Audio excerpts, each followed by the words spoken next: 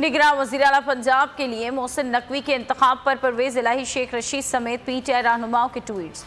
परवेज़ इलाही ने सवाल उठा दिया कि उनका करीब तरीन रिश्तेदार कैसे निगरान वज़ीर आला बन सकता है। शेख रशीद ने फैसले को इलेक्शन कमीशन के ताबूत में आखिरी कील के मुतरादिफ करार दे दिया। बाबर अवान ने कानूनी और आइनी ऑप्शंस इस्तेमाल करने का इंदिया दे दिया। ये नकवी सिद्ध के दिल से हल्फ उठाता हूँ।